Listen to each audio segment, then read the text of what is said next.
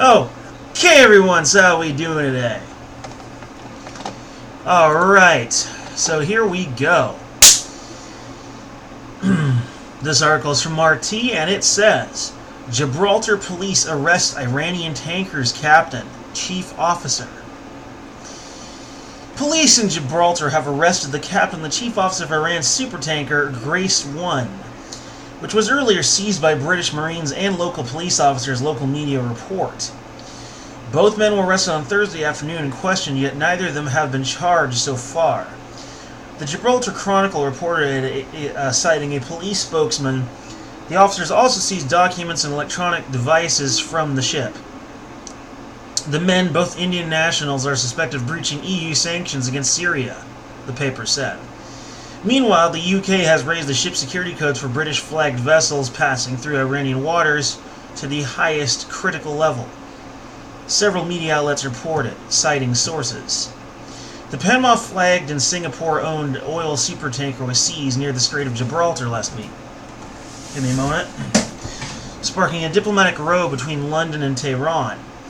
The UK suspected the vessel of carrying oil to Syria in violation of EU-imposed sanctions. The U.S. said that the captured ship was transporting Iranian oil. Tehran confirmed it had links to the vessel, but denied it was heading to Syria. Iran also branded the sanctions of the UK Marines and the Gibraltar police as piracy and demanded the ship's immediate release. If you ask me, Tehran's policy seems to be to deny everything. This could mean one of two things. Either A, they are telling the truth, and as someone who's telling what they believe to be the truth, no one's honestly ashamed of what they believe to be true, right? So they just come right out with it. The fact that they're coming right out with it almost immediately would lend to the idea that it's true. However, it is possible to fake Veritas. And if you don't know what Veritas is, Veritas, when the Romans, some Roman philosophers tried to continue in the tradition of the Greek philosophers, and I would argue not all that successfully, they did create one really good idea, which is Veritas, which is that you can tell whether or not someone's telling truth based on how they say it or how they communicate it. And really what Veritas is doesn't prove absolute truth, it just proves that what the person's saying is something they believe to be true. But Veritas can be faked. There are literal techniques that exist that make it possible. I personally don't know any, but they're often used by con people, by con men. They can sort of halfway fake it. I know because I've actually been conned before. I'm not I'm not happy to admit that.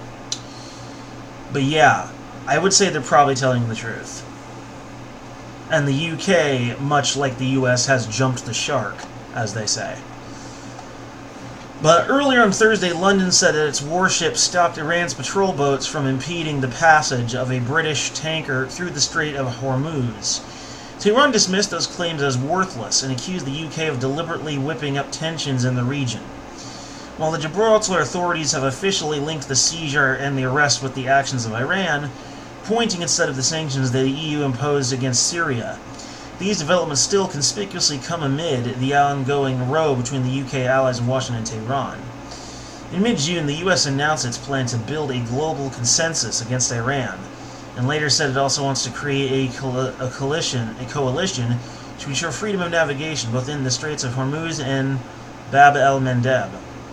The fact that the UK, a major US ally, also tightened security of its own ships sailing near the Iranian territory, while its forces in Gibraltar helped seize the vessel carrying Iranian oil, might indicate that this move could potentially be linked to some other motives going beyond the implementation of the EU sanctions against Damascus. Now, I wouldn't say anything in particular necessarily. However, here's another reason why I might want to believe Tehran, and I'm not saying that they're perfectly innocent. Oh no. Iran's record. They are, of course, an anti-Semitic nation. They're against Israel. They've been known to spit rather venomous against people of Jewish persuasion, but then again, that's also because they're Arabs and they don't like each other. It's kind of funny when you consider Arabs are actually half Jewish and half Egyptian. That is the original, original esoteric native Egyptian. And sometimes they even have a little bit of Spanish in there. It's kind of weird, isn't it? It's like, I mean, I'm Dutch-Irish, so if I hated Irish people, is that like hating part of myself? That's weird, isn't it? It's like hating part of yourself.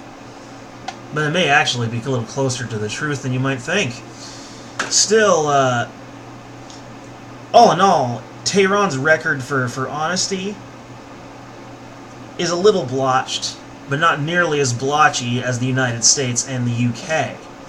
Let us not forget that the US-UK is the axis that false flagged to OK Iraq, invaded Iraq, committed humanitarian war crimes, and all in the name of a little bit of oil.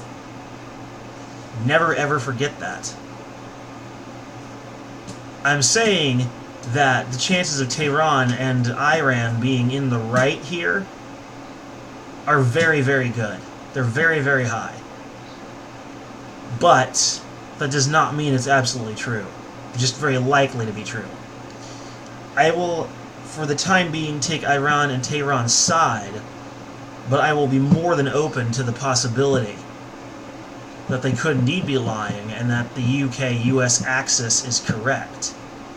I just don't think it's very likely. And I'm going with what I think is the best bet.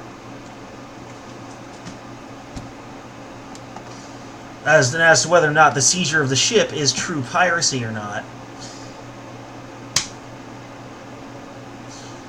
if Tehran is right, then it is piracy. And they should be able to do something about it. Anyway.